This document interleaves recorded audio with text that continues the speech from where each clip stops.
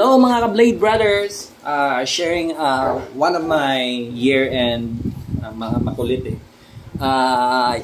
One of my year-end creation. This is a bushcraft inspired by Blademan Iloilo. You know, ako pala si Blademan Iloilo. Yung material na ginamit natin dito is 5160 high carbon steel. Tapos medyo sinadya ko talaga na pakapalin yung spine ng handle, yung handle mismo pala, sorry, yan, kasi yung gusto ko talaga is lumalabas talaga yung yung mukha ng scale, ng wood scale liner, and then yung handle, yung buong handle talaga, pero parang makapal siya talaga, no? Pero pag hawakan nyo siya is masarap naman siya hawakan. Pakita ko sa inyo yung itsura ng blade mismo. Yan.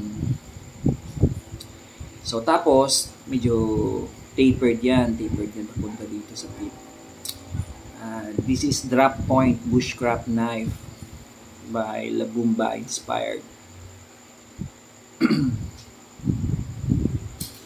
Yan. Tapos ito yung initial ko. Yan. Actually hindi ko pa siya napatalim eh. Baka bukas pa siguro. Kasi wala nang time kanina. Actually, ang material ng ginamit natin dito is yung scale, yung wood scale natin is pure black kamagong. Actually wala akong ginamit na chemical na pakintab or anything, no.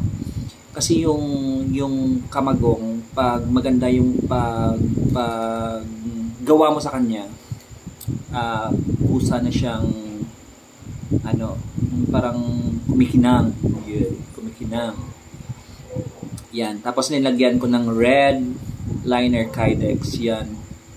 2mm Kydex. Tapos, yung pin natin, hindi na ako gumagamit ng pin lang. So, gumagamit na ako ng screw. Yan. Tapos, syempre, nag-design na ako dito.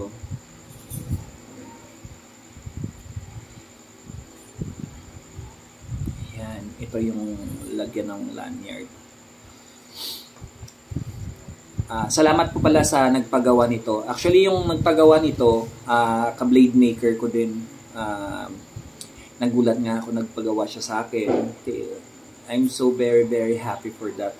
Kasi ka-blade maker ko nagpagawa sa akin, no? Diba? Ayun. Tapos yung ginamit ko na sheet is also Kydex din, the 2mm Kydex.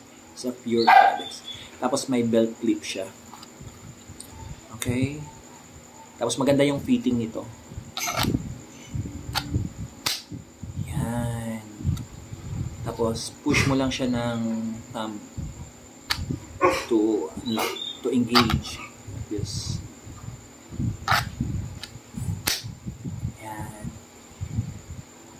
Yun lang, ako po pala si Blademan Iloilo. Ito yung mga knife na sinishare ko. Baka gusto niyo magpagawa, PM niyo lang ako. Ito yung mga knife natin. Yun pang isa. Salamat!